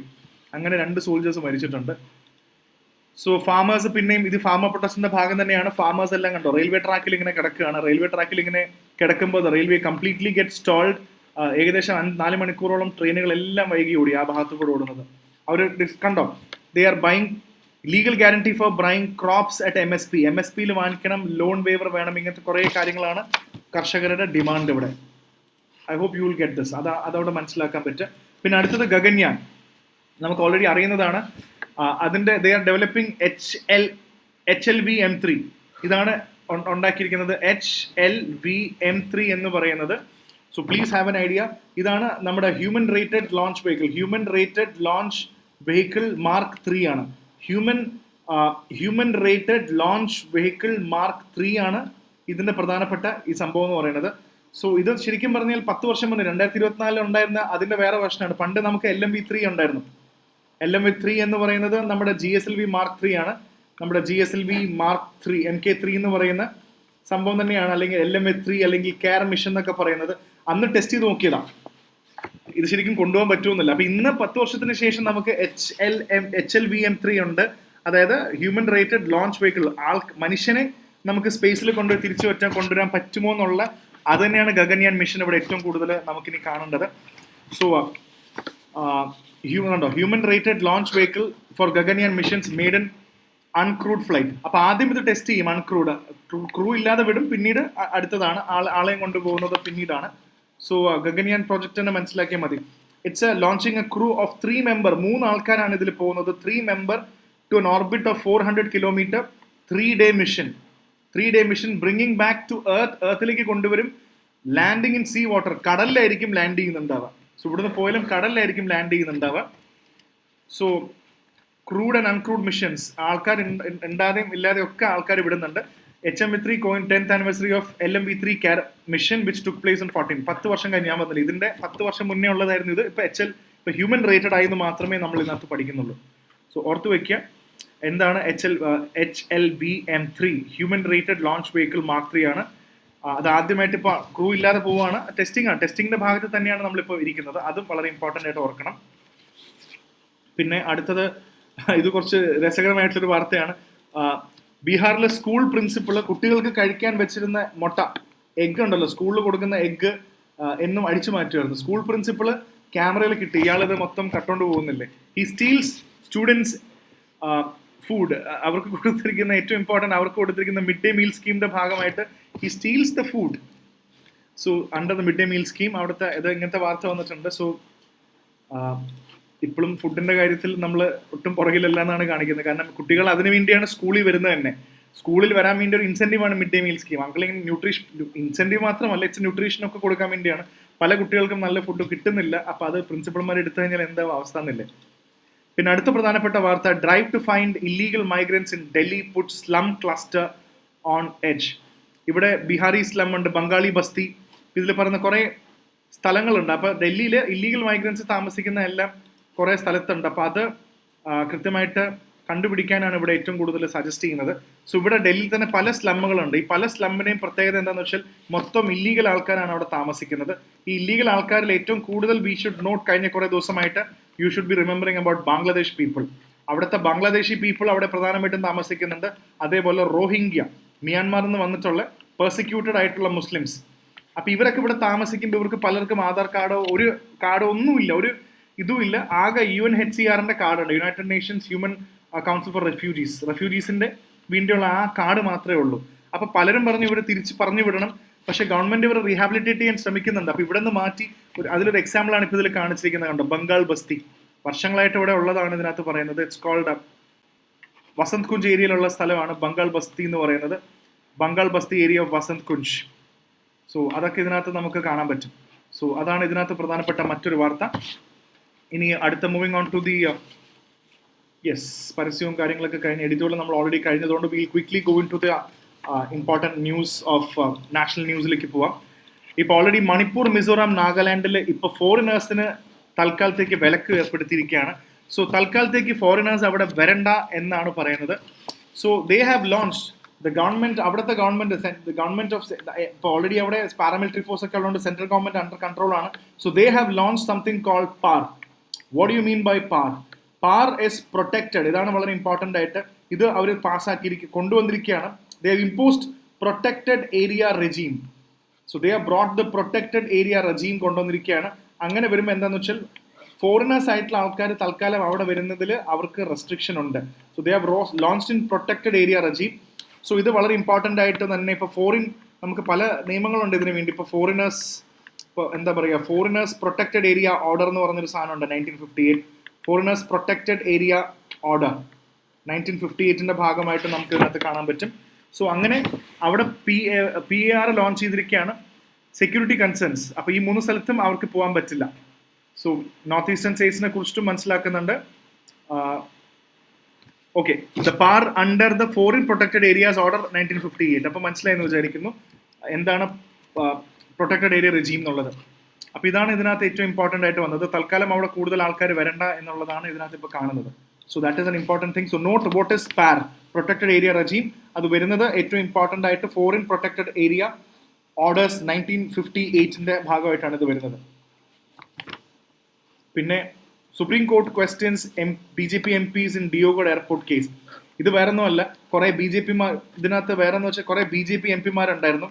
ഇവർക്ക് ഓൾറെഡി ഒരു പ്രൈവറ്റ് ചാർട്ടേഡ് ഫ്ലൈറ്റ് ഉണ്ട്. അതിൻ്റെ എന്തോ ഇഷ്യൂല് ഈ MPമാരെല്ലാം കൂടെ എയർ ട്രാഫിക് ATCയിൽ കയറി. ATC കണ്ടിട്ടില്ലേ, പ്ലെയിൻ്റെ മുകളിൽ നമ്മളിങ്ങനെ ഗ്രൗണ്ടിലുള്ള കുറേ വലിയൊരു ടവർ പോലത്തെ, അവിടെയാണല്ലോ ഏറ്റവും കൂടുതൽ എയർ ട്രാഫിക് കൺട്രോൾ സിസ്റ്റം ഉള്ളത്. അപ്പോൾ ATC കയറി അവിടെ പ്രശ്നം ഉണ്ടാക്കി. അപ്പോൾ അതിന് അങ്ങനത്തെ ഒരു കേസാണ് ഇവിടെ സുപ്രീം കോടതി ക്വസ്റ്റ്യൻ ചെയ്യുന്നത്. അങ്ങനെ എയർ ട്രാഫിക് കൺട്രോളിലൊക്കെ കയറാൻ പാടില്ലായിരുന്നു എന്നാണ് ഈ കേസ് പറയുന്നത്. That's it. Malaya takes swipe at finance ministry over 14,000 crore debt recovery claim. ഇതിനകത്ത് വേറൊന്നുമല്ല, വിജയ് മല്യ ഓൾറെഡി ഗവൺമെന്റിന് ഒരുപാട് ലോസ് ഉണ്ടായി. ഇപ്പം വിജയ് മല്യയുടെ കിങ് ഫിഷർ എയർലൈൻ തകർന്നതിന് ശേഷം ഇവിടുന്ന് മുങ്ങി. ആൻഡ് പലപ്പോഴും ഗവൺമെന്റ് ഇയാളുടെ കടം എഴുതി തള്ളി എന്നൊരു വാർത്ത പറയുന്നുണ്ട്. ഇയാളുടെ അസറ്റ്സും പ്രോപ്പർട്ടീസും ഗവൺമെന്റ് കണ്ടുകെട്ടി അത് മൊത്തം വിറ്റ് കഴിഞ്ഞ് ഏകദേശം 14,000 കോടി 14,000 crores ആണ് ഗവൺമെന്റ് വിറ്റ് ഈടാക്കിയതെന്നാണ് പറയുന്നത്.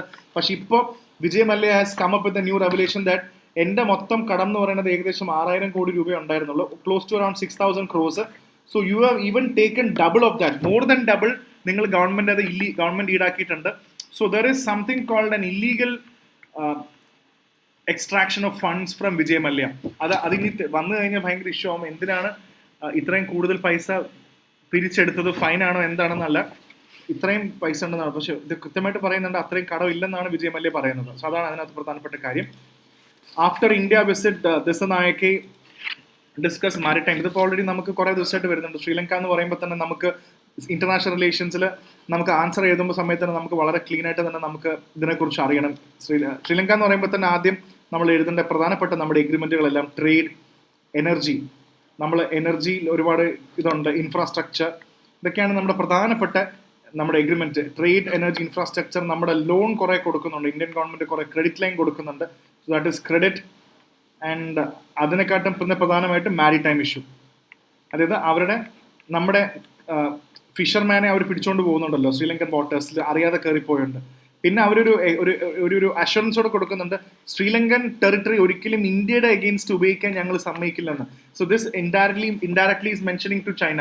ഇപ്പം ചൈന ഒരുപാട് ഫണ്ട് കൊടുക്കുന്നതുകൊണ്ട്, കടമുള്ളതുകൊണ്ട് ചൈന അവിടെ ഇരുന്ന് കഴിഞ്ഞാൽ വേണമെങ്കിൽ ചൈനയ്ക്ക് ഇന്ത്യക്കെതിരെ വേണമെങ്കിൽ ശ്രീലങ്കൻ ഉപയോഗിക്കാം.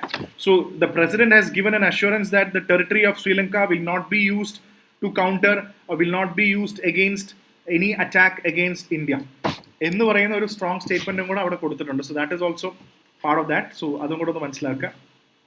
That's it. ആൻഡ് പിന്നെ അടുത്ത പ്രധാനപ്പെട്ടത് യു ഷുഡ് നോ, പരീക്ഷയ്ക്ക് സിവിൽ സർവീസിന്റെ പ്രിലിംസിന് നമുക്ക് ചോദിക്കാൻ സാധ്യതയുള്ളതാണ്. What is CCTNS? എന്താണ് CCTNS എന്നുള്ള കാര്യം കൂടെ നമുക്ക് മനസ്സിലാക്കണം. അതായത് നമ്മുടെ crime, so have an idea, ഇതൊരു ഓൺലൈൻ പ്ലാറ്റ്ഫോം ആണ്. സോ നോ CCTM എന്ന് പറയുമ്പോൾ crime and criminal tracking network system. ഇത് centralised online platform to file FIR. അതായത് ഇത് മൊത്തം ഡിജിറ്റലാണ്. നമുക്ക് ഡിജിറ്റലായിട്ട് തന്നെ കേസ് ഫയൽ ചെയ്യാം, FIR ഫയൽ ചെയ്യാം, FIR എടുത്തു നോക്കാം. അതേപോലെ തന്നെ ക്രൈം ഡേറ്റ, നമ്മുടെ ക്രൈം ഡേറ്റ കാര്യങ്ങളെല്ലാം ഇൻ്റഗ്രേറ്റ് ചെയ്യാൻ പറ്റും. പിന്നെ ഇതെല്ലാം വളരെ ഇമ്പോർട്ടൻ്റ് ആയിട്ട് ഇതെല്ലാം ഓൺലൈനിൽ ചെയ്യാൻ പറ്റുന്നതാണ്. CCTNS എല്ലാ പോലീസും വളരെ ഇമ്പോർട്ടൻ്റ് ആണ്, പരീക്ഷയ്ക്ക് ചോദിക്കാം. സെൻട്രലൈസ്ഡ് ഓൺലൈൻ പ്ലാറ്റ്ഫോം, FIR ഇതേപോലെ ഫയൽ ചെയ്യാം, ചാർജ് ഷീറ്റ് കാര്യങ്ങളെല്ലാം ഓൺലൈൻ ഡേറ്റാബേസ് ഉണ്ടാക്കാൻ പറ്റും. അപ്പോൾ എല്ലായിടത്തും ഇത് ലോഞ്ച് 2009 ലോഞ്ച് ചെയ്തത്. ഈ CCTNS 2,000 കോടി രൂപയ്ക്കാണ്. ഏറ്റവും ഇമ്പോർട്ടൻ്റ് നമ്മുടെ പ്രധാനപ്പെട്ട ക്രിമിനൽ ലോയിന് വേണ്ടി എല്ലാം നമ്മളെ സഹായിക്കുന്ന, പ്രധാനപ്പെട്ട ക്രിമിനൽ ലോയിനെ സഹായിക്കുന്നത് എല്ലാം ഇതിനകത്തുണ്ട്. സോ നമുക്ക് ഇതിനെ പ്രധാനപ്പെട്ട ഓർത്തിരിക്കേണ്ട പ്രധാന കാര്യങ്ങൾ, ഒന്നിപ്പം നമുക്ക് പഴയ IPC ഇല്ല. നമുക്കിപ്പോൾ IPCക്ക് പകരം ഭാരതീയ ന്യായ സംഹിതയുണ്ട്. അതേപോലെ തന്നെ BNSS ഉണ്ട്. നമ്മുടെ CRPC, പഴയ CRPC റീപ്ലേസ് ചെയ്തതാണ് BNSS. അതായത് ഭാരതീയ നാഗരിക് സുരക്ഷാ സംഹിത എന്ന് പറയുന്ന സംഭവമുണ്ട്. അതേപോലെ BSS ഉണ്ട്. BSS ഭാരതീയ സാക്ഷ്യ അധിനിയം, BSA ഭാരതീയ സാക്ഷ്യ അധിനിയം. ഇത് ഇന്ത്യൻ എവിഡൻസ് ആക്ട് ആണ് റീപ്ലേസ് ചെയ്യുന്നത്. അപ്പോൾ ഈ 3 act, IPC, Indian evidence act, CRPC എന്ന് പറയുന്ന പോലെ BNS, BNSS, BSA എല്ലാം ഈ CCTNSനെ സഹായിക്കും, അല്ലെങ്കിൽ CCTNS ഇതിനെ സഹായിക്കും. അപ്പോൾ അതും ഈ 3 നിയമങ്ങളും ഓർത്തിരിക്കണം. ഇതാണ് ഇനി പ്രധാനപ്പെട്ട കാര്യം. So digital CCTNS very important for this. ഇനി അടുത്ത പ്രധാനപ്പെട്ട ഇതിൽ പൊളിറ്റിക്സ് വാർത്തകളാണ്. ഇതിനകത്ത് പ്രധാനമായിട്ടും അവർ റെഫറൻസസ് ഇത് വേറൊന്നുമല്ല, നമുക്ക് പിന്നെയും ഇറ്റ് ഈസ് റീഇൻഫോഴ്സിങ് പ്രധാനപ്പെട്ട concept that you should be knowing about Ambedkar very clearly. ഇപ്പോൾ കഴിഞ്ഞ കുറേ ദിവസമായിട്ട് അംബേദ്കറിനെ കുറിച്ചിട്ട് ഒരുപാട് കാര്യങ്ങളുണ്ട്. സോ നമ്മൾ ഇതിനകത്ത് പറയുന്ന പ്രധാന കാര്യങ്ങൾ വേറൊന്നുമല്ല, BJPയും കോൺഗ്രസ് 2 സ്റ്റൈലാണ്. അംബേദ്കറിനെ വേണ്ടത്ര റെഫറൻസ് കോൺഗ്രസ് കൊടുക്കുന്നില്ലെന്നാണ് BJP പറയുന്നത്. കോൺഗ്രസ് പറയുന്നത് BJP പ്രോപ്പറായിട്ട് അംബേദ്കറിനെ ഉപയോഗിക്കുന്നില്ല എന്നുള്ളത്. അപ്പോൾ അംബേദ്കറിന് ഭാരത് രത്ന കൊടുത്തത് പോസ്റ്റമസ് ആയിട്ട്, ജീവിച്ചിരുന്നപ്പോൾ അല്ല കൊടുത്തത്, അതൊക്കെ BJP ആണ് കൊടുത്തതെന്നാണ് ഇവർ പറയുന്നത്. So you should be having a clear cut idea about Ambedkar. അംബേദ്കറിനെ കുറിച്ച് നമുക്ക് നല്ലോണം അറിഞ്ഞിരിക്കണം. മോഡേൺ ഇന്ത്യയുടെ പെർസ്പെക്റ്റീവിൽ നമ്മൾ know more about Ambedkar because it will definitely help you. അംബേദ്കറിന്റെ പ്രധാനപ്പെട്ട പുസ്തകങ്ങൾ, അംബേദ്കർ തുടങ്ങിയപ്പോൾ ഫോർവേഡ് ബ്ലോക്ക് പരീക്ഷയ്ക്ക് ചോദിച്ചിട്ടുണ്ട്, ബഹിഷ്കരണ ഹിതകർണി സഭ, അങ്ങനത്തെ കുറേ സഭകളുണ്ട്. അദ്ദേഹത്തിന്റെ fight against untouchability, Ambedkar Gandhi debate, following പിന്നീട് വന്ന പൂന പാക്ട്, അങ്ങനത്തെ കുറേ കാര്യങ്ങളുണ്ട്. അംബേദ്കർ പിന്നെ കോൺസ്റ്റിറ്റ്യൂഷൻ, അതായത് നമ്മളെപ്പോഴും അംബേദ്കറിനെ കോൺസ്റ്റിറ്റ്യൂഷനായിട്ടാണ് കാണുന്നത്.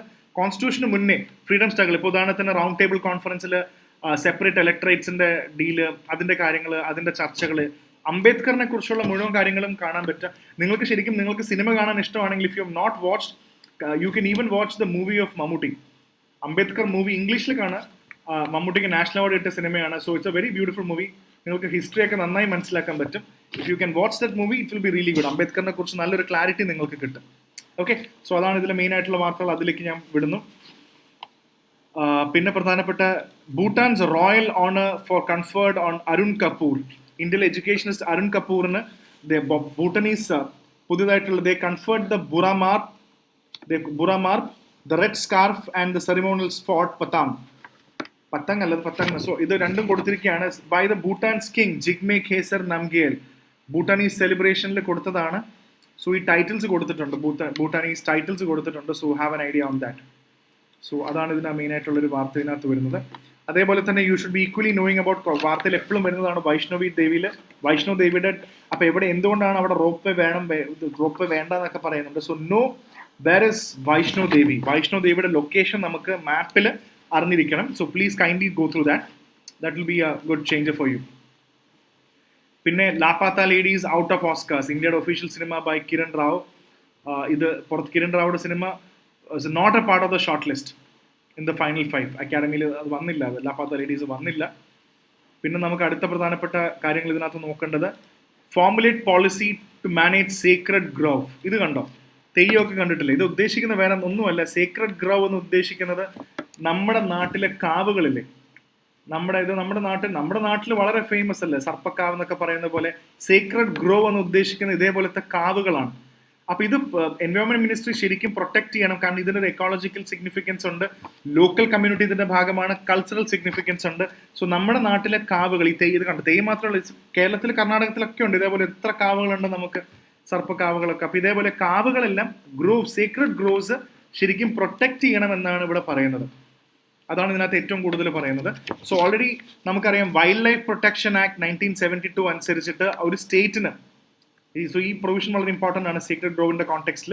A state has the right under the Wildlife Protection Act 1972 to declare any private or community land as community reserve for protecting flora, fauna or traditional conservation value practice. ഏതെങ്കിലും ഒരു സ്ഥലം, ഇതൊരു പ്രൈവറ്റ് ഏരിയ ആണോ അല്ലെങ്കിൽ ഒരു community land ആണെങ്കിലും, ഇത് രണ്ടിനും ഒരു സ്റ്റേറ്റ് ഗവൺമെന്റിന് വൈൽഡ് ലൈഫ് പ്രൊട്ടക്ഷൻ ആക്ട് അനുസരിച്ച് റൈറ്റ് ഉണ്ട്. They can declare this area A community land അല്ലെങ്കിൽ ബി ഒരു പ്രൈവറ്റ് ലാൻഡ്.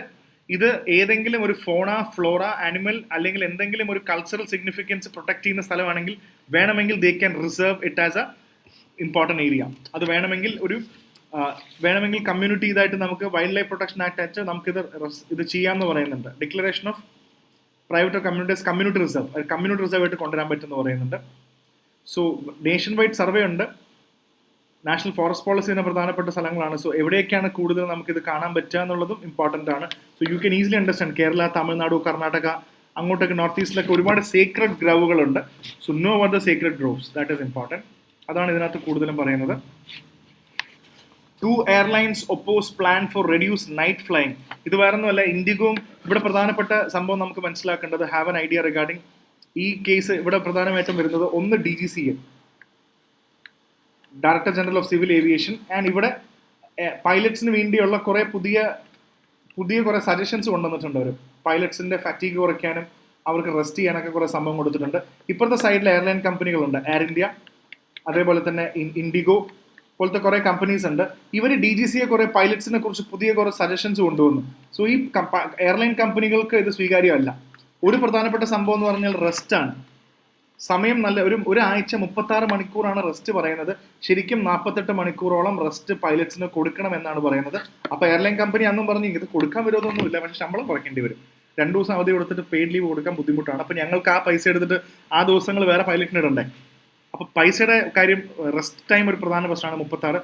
പിന്നെ അതേപോലെ ഫ്ലൈയിങ് ടൈം, നൈറ്റ് ഫ്ലൈയിങ്, അതായത് മിഡ് നൈറ്റ് ഏകദേശം 12 മണി നോക്കുകയാണെങ്കിൽ, പുലർച്ചെ നമ്മൾ 0-100 hours നോക്കുകയാണെങ്കിൽ 0-100 hours ടു ഏകദേശം 5 മണി വരെയാണ് നമുക്ക് മിഡ് നൈറ്റ് ഫ്ലൈയിങ് പറഞ്ഞത്. അതിപ്പോൾ പറയുന്നുണ്ട് അത് 6 മണി വരെയും കൂടെ ആക്കണം എന്ന് പറയുന്നുണ്ട്. സോ ഇങ്ങനത്തെ കുറച്ച് ഫ്ലൈറ്റായിട്ട് ബന്ധപ്പെട്ട കുറച്ച് റെഗുലേഷൻസ് വരുന്നുണ്ട്. പക്ഷേ എയർലൈൻ കമ്പനിക്ക് അതിൻ്റെതായ അഭിപ്രായ വ്യത്യാസങ്ങളും അവിടെയുണ്ട്. പിന്നെ ഉൽഫ, അസം ലിബറേഷൻ ഫ്രണ്ടിന്റെ ഇതും, പിന്നെ സാഹിത്യ അക്കാദമി അവാർഡ് കൊടുക്കുന്നുണ്ട്. Hindi poet Gagan Gill and English writer Easterine Kire are the 21 recipients of Sahitya Akademi award കൊടുത്തിട്ടുണ്ട്. റെക്കമെൻഡ് 21 ലാംഗ്വേജസ് അവാർഡ്, ഡിഫറെൻറ്റ് ലാംഗ്വേജസിൽ സാഹിത്യ അക്കാദമി അവാർഡ് കിട്ടിയിട്ടുണ്ട്. ഇംഗ്ലീഷിൽ കൊടുത്ത നോവല് സ്പിരിറ്റ് നൈറ്റ്സ് എന്ന ബുക്കാണ്, spirit nights. So have an idea. പരീക്ഷയ്ക്ക് ചോദിക്കുന്നൊന്നുമല്ല, പക്ഷെ നോ അബൌട്ട് ദിസ്, നമുക്ക് അറിഞ്ഞിരുന്നാൽ നല്ലതാണ്. So have an clarity on that. പിന്നെ supreme court, next article is regarding the supreme court mulls tree census with forest surveys India's help. സുപ്രീം കോടതി ഈ അടുത്ത് പറഞ്ഞല്ലോ, പ്രപ്പോസ്ഡ് ട്രീ സെൻസസ് വേണമെന്ന് പറഞ്ഞു. ട്രീ അതോറിറ്റി വേണം, ട്രീ ഡിപ്പാർട്ട്മെന്റ് വേണം എന്നൊക്കെ പറഞ്ഞിരുന്നു. ട്രീ സെൻസസ് വേണമെന്ന് പറഞ്ഞിരുന്നു by tree authority in the national capital. So ഇതിനകത്ത് പറയുന്നുണ്ട്, ഓൾറെഡി നമുക്ക് ട്രീ സെൻസസ് എന്താണെന്ന് അറിയണം. എന്താണ് ട്രീ സെൻസസ്? അതേപോലെ തന്നെ ട്രീ അതോറിറ്റി, ട്രീ ഡിപ്പാർട്ട്മെന്റ് എന്നൊക്കെ പറയുന്ന പുതിയ സംഭവങ്ങൾ വരാൻ പോവുകയാണ്. മരത്തിന്റെ സെൻസസ് എന്ന് ഉദ്ദേശിക്കുന്നത്. അതാണ് ഇതിൽ പ്രധാനപ്പെട്ട വാർത്തകൾ. പിന്നെ cyber crime portal. So remember this portal. This is an important cyber crime portal has helped more than 3,400 through the resolution of 9 lakh complaints. നമ്മുടെ നാഷണൽ സൈബർ ക്രൈം പോർട്ടലാണ്. ഏകദേശം ഇത്രയും സൈബർ ക്രൈംസ് നടന്നുകൊണ്ട് ഏകദേശം 3,000 കോടി രൂപയുടെ റെസൊല്യൂഷൻ നമ്മൾ നടത്തി എന്നാണ് പറയുന്നത്. ദൂരം സൈബർ ക്രൈം നടക്കുന്നുണ്ട്. So know about the cyber crime portal ഇന്ത്യയുടെ. പിന്നെ ഇന്ത്യൻ എക്കോണമി കുറച്ചുകൂടെ ഗ്രോ ചെയ്യുന്നു പറയുന്നുണ്ട്. ഇറ്റ് ഈസ് സെന്റ് ടു ഗ്രോ മോർ ദാൻ 6.6%. ഇനിയും 2026 ആകുമ്പോൾ ഫിനാൻഷ്യൽ 26-ൽ 6.6% ഗ്രോ ചെയ്യുമെന്നാണ് ഇവർ പറയുന്നത്. ഇന്ത്യ റേറ്റിംഗ്സ് ആണ് ഇത് പറയുന്നത്. അപ്പോൾ ഇങ്ങനത്തെ റേറ്റുകൾ വന്നുകൊണ്ടിരിക്കും കേട്ടോ. സോ പിന്നെ അടുത്ത പ്രധാനപ്പെട്ട മറ്റു വാർത്ത എന്ന് പറയുന്നത് നെറ്റ് ഇൻഡയറക്ട് ടാക്സിനെ കുറിച്ചിട്ടാണ് ഇവിടെ പ്രധാനമായിട്ട് മറ്റൊരു വാർത്ത വരുന്നത്. So did I miss something? ഇവിടെ എന്തെങ്കിലും ഒരു വാർത്ത ഞാൻ മിസ് ചെയ്തോ എന്നൊരു സംശയം. NHRCയുടെ ഒരു വാർത്ത എവിടെയെങ്കിലും മിസ് ചെയ്തോ? ഞാനത് മാർക്ക് ചെയ്തിട്ടുണ്ടായിരുന്നു. There was something, yes. Modi level panel meets to select next NHRC chief. Very, very important. So you should definitely know National Human Rights Commission. അടുത്ത നാഷണൽ ഹ്യൂമൻ റൈറ്റ്സ് കമ്മീഷൻ വളരെ important ആയിട്ടൊരു ബോഡിയാണ്. അതിൻ്റെ selection എങ്ങനെയാണെന്ന് വേണമെങ്കിൽ പരീക്ഷയ്ക്ക് ചോദിക്കാവുന്നതാണ്. So national NHRC ചീഫിനെ കണ്ടുപിടിക്കാൻ, ചെയർപേഴ്സണെ കണ്ടുപിടിക്കണമെങ്കിൽ ഒരു കമ്മിറ്റി ഉണ്ട്. വളരെ പ്രധാനപ്പെട്ട ഒരു കമ്മിറ്റി തന്നെയാണ്. അതിൻ്റെ പ്രധാനപ്പെട്ട ചെയർപേഴ്സൺ എന്ന് പറയുന്നത് പ്രൈം മിനിസ്റ്ററാണ്. പ്രൈം മിനിസ്റ്ററാണ് അത് പ്രധാനപ്പെട്ട ചെയർപേഴ്സൺ എന്ന് പറയുന്നത്. So you have the prime minister, അതേപോലെ തന്നെ ഹോം മിനിസ്റ്റർ ഉണ്ട്. ഹോം മിനിസ്റ്റർ, അതേപോലെ opposition leader of both opposition leaders ഉണ്ട്. രാജ്യസഭ ഇതിലെല്ലാവരും, ലോക്സഭ ഒപ്പോസിഷൻ നേതാവ് നമുക്ക് വേണം. അതേപോലെ തന്നെ സ്പീക്കർ ഓഫ് ലോക്സഭ, അതേപോലെ deputy chairman of Rajya Sabha, chairman അല്ല ഡെപ്യൂട്ടി ചെയർമാൻ ഓഫ് രാജ്യസഭ. ഇവരെല്ലാവരും കൂടെ ചേർന്നിട്ടാണ് ഇങ്ങനൊരു തീരുമാനം വരുന്നത്. പിന്നെ ഏറ്റവും important, NHRC chief should be A former supreme court chief justice. So ഏറ്റവും ഇമ്പോർട്ടൻറ്റ് മനസ്സിലാക്കുക, he should be A former CGI, chief justice of India ആയിരിക്കണം.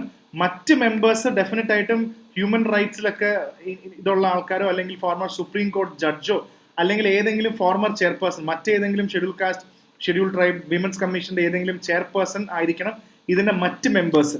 So chief justice of India former ആളായിരിക്കണം എന്ന് ഇതിനകത്ത് പറയുന്നുണ്ട്. സോ അതിനു വേണ്ടിയും അപ്പോയിൻമെൻറ്റ് നാഷണൽ ഹ്യൂമൻ റൈറ്റ്സ് കമ്മീഷനും വളരെ ഇമ്പോർട്ടൻ്റ് ആണ്, ഓർത്ത് വയ്ക്കാം. ഓക്കെ. സോ പിന്നെ എക്കണോമിക്സിലെ പ്രധാനപ്പെട്ട വാർത്ത, net direct tax collection rise by 16.5%. സോ നമ്മൾ എക്കണോമിക്സ് പഠിക്കുമ്പോൾ ഡെഫിനറ്റ്ലി നിങ്ങൾക്ക് ഇതിനകത്ത് നിന്ന് ഈ ഒരു കോണ്ടെക്സ്റ്റിൽ മനസ്സിലാക്കേണ്ട ഒരു കാര്യമുണ്ട്. നമ്മൾ എന്തായാലും ഇതിനകത്തുനിന്ന് വെൻ യു ലേൺ എക്കണോമിക്സ്, ഇതിനകത്ത് നമ്മൾ എന്തായാലും എക്കണോമിക്സ് പഠിക്കുമ്പോൾ നിങ്ങൾ ടാക്സേഷൻ സിസ്റ്റം വളരെ നന്നായിട്ട് പഠിക്കും. അതിൽ നമ്മൾ പ്രധാനമായിട്ടും പഠിക്കുന്ന രണ്ട് കാര്യങ്ങളാണ്. ടാക്സ് പഠിക്കുമ്പോൾ you learn about indirect taxation പഠിക്കും, അതേപോലെ തന്നെ ഡയറക്റ്റ് ടാക്സേഷൻ പഠിക്കും. Where the direct burden or the brunt or the direct burden goes to this, and the indirect tax they shift the burden. ഇപ്പോൾ GST പോലത്തെ indirect tax അല്ല. Direct tax എന്ന് പറയുമ്പോൾ നമ്മൾ ഡയറക്റ്റ് അടയ്ക്കുന്ന ടാക്സ്, ഉദാഹരണത്തിന് income tax, നമ്മൾ അടയ്ക്കുന്ന ഇൻകം ടാക്സ്, കമ്പനികൾ കോർപ്പറേറ്റിന് അവരുടെ പ്രോഫിറ്റിന് അടയ്ക്കുന്ന കോർപ്പറേറ്റ് ടാക്സ്, അതേപോലെ തന്നെ ഇങ്ങനത്തെ സംഭവങ്ങളാണ് ഇതിനകത്ത് ഏറ്റവും കൂടുതൽ നമ്മൾ കാണുന്നത്. സോ ഇങ്ങനത്തെ ടാക്സ് സിസ്റ്റത്തിലാണ് നമ്മളിവിടെ പ്രധാനമായിട്ടും കാണേണ്ടത്. അതേപോലെ തന്നെ there is another important tax called STT, securities transaction tax.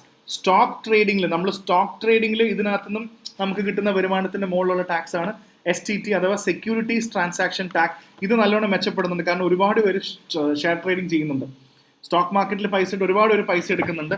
So ആ ഒരു കോണ്ടെക്സ്റ്റിൽ ഇത് വളരെ ഇമ്പോർട്ടൻ്റ് ആണ്. സോ നോ അബൌട്ട് സ്റ്റോക്ക് മാർക്കറ്റിന്റെ STT ടാക്സ് ഉണ്ട്.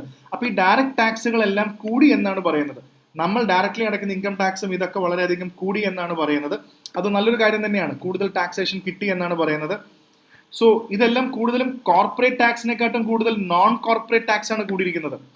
അപ്പോൾ അതിൻ്റെ അർത്ഥം എന്താ? കോർപ്പറേറ്റുകൾ ഭയങ്കര വലിയ പൈസക്കാരല്ലേ, സാധാരണക്കാരുടെ ടാക്സ് കിട്ടുമ്പോൾ അതിൻ്റെ അർത്ഥം സാധാരണക്കാരും ഇൻഡിവിജ്വൽസും നോൺ കോർപ്പറേറ്റ് എൻറ്റൈറ്റീസും നല്ലോണം ഗ്രോ ചെയ്യുന്നുണ്ട്, കോർപ്പറേറ്റ്സ് മാത്രമല്ല എന്നുള്ളൊരു. So anyway this is A good thing. അപ്പോൾ ഡയറക്റ്റ് ടാക്സ് എന്ന് പറയുമ്പോൾ income tax, corporate tax, STT ഓർത്ത് വെക്കുക. സെക്യൂരിറ്റീസ് ട്രാൻസാക്ഷൻ ടാക്സ് ആണ് സ്റ്റോക്ക് മാർക്കറ്റിൻ്റെ, അത് ഡെഫിനറ്റ്ലി ഇതിനകത്ത് മെൻഷൻ ചെയ്തിട്ടുണ്ട്. So you should definitely have an idea regarding that. അപ്പോൾ അതൊന്ന് ഓർത്ത് വെക്കുക. So that is being discussed ചെയ്യുക. അതാണ് ഇതിനകത്ത് ഏറ്റവും കൂടുതൽ പറഞ്ഞിട്ടുള്ള പ്രധാനപ്പെട്ട കുറച്ച് കാര്യങ്ങളൊന്നതാണ്. യെസ്, പേഴ്സണൽ ഇൻകം ടാക്സ് കാര്യങ്ങളൊക്കെ. അതർ ടാക്സ് ഇൻക്ലൂഡ് കണ്ടോ, ഇതിനകത്ത് പറയുന്നുണ്ട് security. Other taxes include equalisation levy, fringe benefit tax, wealth tax, banking cash transaction tax, hotel receipt tax, interest tax, expenditure tax, excise duty, gift tax. അപ്പോൾ ഇതെല്ലാം വളരെ important ആണ്. They can ask a question in UPSC, which of the following are direct taxes, which of the following are indirect taxes എന്ന് ചോദിച്ച് list തന്നാൽ നമുക്ക് നല്ല clarity ഉണ്ടാവണം. സോ അതുകൊണ്ട് ഓർത്ത് വെക്കുക ഏതൊക്കെയാണ് ടാക്സ് എന്നുള്ളത്. ഇത്രയും ടാക്സുകളുടെ പേരും ഒന്ന് ഓർത്ത് വെക്കുക. It's very important that you remember these names also. Okay, ഉറപ്പായിട്ടും പ്രിലിംസിന് എക്കണോമിക്സിൽ ചോദിക്കാൻ ചാൻസ് ഉള്ള ഒരു വളരെ ഷോർട്ട് ചോദിക്കുന്നല്ല, വളരെ ഹൈ പൊട്ടൻഷ്യൽ ചോദ്യമാണിത്. ഇങ്ങനെ ചോദിക്കാം, ഏതൊക്കെയാണെന്നുള്ളത് നമുക്ക് ചോദിക്കാം. നമുക്ക് നല്ലൊരു ക്ലാരിറ്റി ഇവിടെ ഉണ്ടാക്കിയെടുക്കാൻ പ്രത്യേകം ശ്രദ്ധിക്കണം.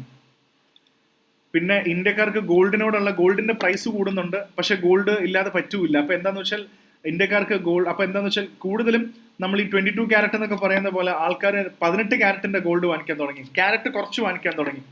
അപ്പോൾ പ്യൂരിറ്റി കുറച്ചിട്ട് ഇപ്പോൾ 18 ക്യാരറ്റ് ഗോൾഡ് എന്ന് പറയുമ്പോൾ 75% ഗോൾഡേ ഉള്ളൂ അതിനകത്ത്, ബാക്കി 25% മറ്റ് മെറ്റൽസ് ആണ്.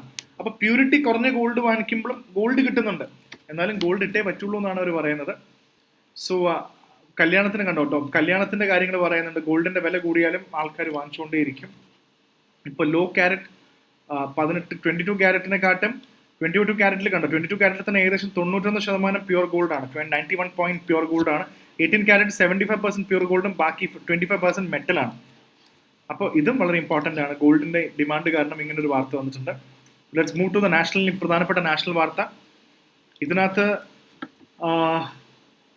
ജോർജിയൻ പ്രസിഡന്റിനെ കുറിച്ചിട്ട് അപ്പോൾ നമുക്ക് മാപ്പ് ചെക്ക് ഉണ്ടാവണം കൃത്യമായിട്ട് എവിടെയാണ് ജോർജിയ, അതേപോലെ യൂറോപ്യൻ യൂണിയനിൽ ഏതൊക്കെ രാജ്യങ്ങളാണ് പുതിയത് വരാൻ പോകുന്നത് എന്നുള്ളതും കൂടെ നമുക്കൊരു ഇത് വേണം.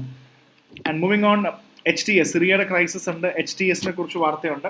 ഇറാനിൽ ഹിജാബ്, തലയിൽ മൊത്തത്തിൽ ഹിജാബ് ഇടണോ എന്ന് പറയുന്നതിന് seeks amends to build stricter ഹിജാബ് പെനാൽറ്റി. ഹിജാബ് ഇട്ടില്ലെങ്കിൽ ഭയങ്കര പെനാൽറ്റിയാണ് അടിക്കാൻ പോകുന്നത്. സോ അതെങ്ങനെ വരും? ഒരുപാട് ആൾക്കാർ അവിടെ ഹിജാബ് വേണ്ടെന്ന് പറഞ്ഞ് വാദിച്ച ഒരുപാട് ആൾക്കാരുണ്ട്. സോ അതും വളരെ പ്രധാനപ്പെട്ട ഒരു കാര്യമാണ്. ഇനി ഇവിടെ പ്രധാനപ്പെട്ട ആംസ് കൺട്രോൾ ട്രീറ്റി, ഇത് വളരെ ഇമ്പോർട്ടൻ്റ് ആയിട്ടൊരു സംഭവമാണ്. ഇതിനകത്ത് നമുക്ക് രണ്ട് പ്രധാനപ്പെട്ട കാര്യങ്ങളാണ് അവർ ഇതിനകത്ത് പറയുന്നത്. So you should remember United States, cast, Russia, ഇത് രണ്ട് പ്രധാനപ്പെട്ട കാര്യങ്ങൾ. ഒന്ന് 1972 anti ballistic missile treaty, it's called ABM, anti ballistic missile treaty, ABM treaty. അതേപോലെ 1987 INF, intermediate range nuclear forces treaty. Former withdrawn 2019. അപ്പോൾ ഈ പ്രധാനപ്പെട്ട ട്രീറ്റികളെല്ലാം ഇമ്പോർട്ടൻ്റ് ആണ്. സോ അതേപോലെ റഷ്യയുടെ കോണ്ടെക്സ്റ്റിൽ നമുക്ക് അറിഞ്ഞിരിക്കേണ്ട പ്രധാനപ്പെട്ട ഒരു കാര്യം തന്നെയാണ്, U should have an idea എന്താണ് ഈ ട്രീറ്റികളുടെയൊക്കെ പ്രധാന ഉദ്ദേശം എന്ന് പറഞ്ഞു കഴിഞ്ഞാൽ, പണ്ട് കോൾഡ് വാർ സമയം തൊട്ട് പല ട്രീറ്റി, ഉദാഹരണത്തിന് ABM anti ballistic missile treaty ആണെങ്കിലും, ഇന്റർ ഗവൺമെന്റൽ മറ്റേ ന്യൂക്ലിയർ ഫോഴ്സസ് INF ട്രീറ്റി ആണെങ്കിലും, മൊത്തത്തിൽ US-ഉം റഷ്യയും ഇങ്ങനത്തെ കുറെ, ഇതെല്ലാം ബാലിസ്റ്റിക് മിസൈൽസിന് വേണ്ടിയാണ്. അപ്പോൾ ബാലിസ്റ്റിക് മിസൈൽസ് ഒരുപാടുണ്ട് അവിടെ. അപ്പോൾ ഉദാഹരണത്തിന് ബാലിസ്റ്റിക് മിസൈൽസും ഇതേപോലത്തെ ലോഞ്ചേഴ്സ്, റോക്കറ്റ് ലോഞ്ചേഴ്സ് ഒക്കെ ഇഷ്ടം പോലെ കയ്യിലുണ്ട്. അപ്പോൾ ഇവർ തമ്മിൽ, US-ഉം റഷ്യയും ഈ പല രാജ്യങ്ങളും തമ്മിൽ ഓൾറെഡി ഒരു ഉടമ്പടി ഉണ്ട്. ഇപ്പോൾ രണ്ട് രാജ്യം, ഇപ്പോൾ US-ഉം, ഇവിടെ US ഉണ്ട്, ഇവിടെ റഷ്യ ഉണ്ട്. ഈ ട്രീറ്റീസ് പറയുന്നത് ഇത് രണ്ടും പിൻവലിച്ചു. പിന്നെ അതേപോലെ തന്നെ very important, know what is the START treaty, START എന്താണെന്നുള്ളതും കൂടെ ഓർത്ത് വയ്ക്കുക. നമുക്ക് പ്രധാനമായിട്ട് US ഉണ്ട്, റഷ്യ, രണ്ടുപേരും തുല്യ ശക്തരാണ്, നമുക്ക് വേണമെങ്കിൽ അങ്ങോട്ടും ഇങ്ങോട്ടും അറ്റാക്ക് ചെയ്യാം. ഇപ്പോൾ പ്രധാനമായിട്ടും പറയുന്നുണ്ട്, US-ന്റെ കയ്യിൽ 1000 ലോഞ്ചേഴ്സ് ഉണ്ടെന്ന് വിചാരിക്കും, ABM. റഷ്യയുടെ കയ്യിൽ 1100 വേറെ സിമിലർ ലോഞ്ചർ വെഹിക്കിൾസ് വേറെ ഉണ്ട്.